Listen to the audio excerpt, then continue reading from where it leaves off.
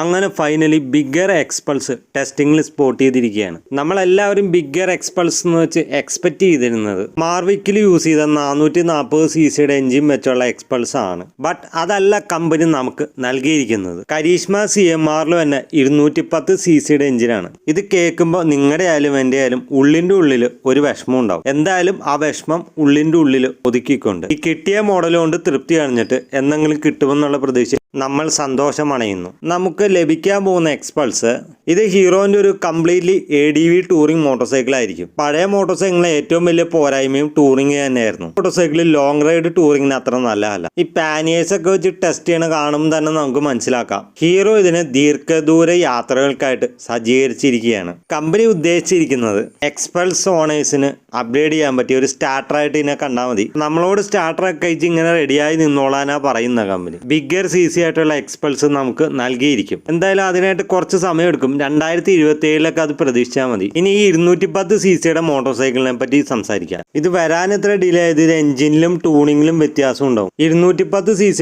Liquid cooled ആയിട്ടുള്ള എഞ്ചിനാണ് company നൽകിയിരിക്കുന്നത്. പവർ തന്നെ 25.15 bhp ആണ്. 20.4 Nm ടോർക്കും പ്രൊഡ്യൂസ് ചെയ്യുന്നു. മേ ബി ചിലപ്പോൾ ഇത് റീട്യൂൺ ചെയ്യുകയാണെങ്കിൽ ഇതിലൊക്കെ വ്യത്യാസം വന്നേക്കാം. 25 അടുത്ത് തന്നെ ടോർക്കും നമുക്ക് പ്രതീക്ഷിക്കുക. ഈ എഞ്ചിൻ അങ്ങനെ തന്നെ റീട്യൂൺ ചെയ്ത് പ്ലേസ് ചെയ്ത് അട്ടർ ഫെയിലിയർ ആവാനാണ് സാധ്യത. അതുകൊണ്ട് തന്നെ 25 HP പവറും 25 Nm ടോർക്കും നമുക്ക് പ്രതീക്ഷിക്കുക. ഫ്രണ്ടിൽ USD ഫോർക്കും അതേപോലെ തന്നെ ലിങ്ക്ഡ് ആയിട്ടുള്ള മോണോഷോക്ക് സസ്പെൻഷനും പ്രതീക്ഷിക്കുക. എക്സ്പൾസ് 200 4Vയുടെ സെയിം ചാസി തന്നെയായിരിക്കും ഇതിൽ യൂസ് ചെയ്യാൻ പോകുന്നത്. എക്സ്പൾസിന്റെ ഏറ്റവും വലിയ കുഴപ്പം പവർ ഇല്ലായ്മയായിരുന്നു. ഇത് ഇറങ്ങുന്നതോടുകൂടി ആ പ്രശ്നത്തിനൊരു പരിഹാരമായി. നിലവിലുള്ള എക്സ്പൾസ് ഓണേഴ്സിന് നല്ലൊരു അപ്ഗ്രേഡേഷനും കൂടിയാണ്. 1,50,000 1,60,000 ഇടയിൽ പ്രൈസ് വരുന്നതായിരിക്കും. ഈ 210cc എക്സ്പൾസിനെ പറ്റി നിങ്ങളുടെ അഭിപ്രായം താഴെ കമന്റ് ചെയ്യുക. നിങ്ങൾ പ്രതീക്ഷിക്കുന്ന വിലയും കമന്റ് ചെയ്യാവുന്നതാണ്.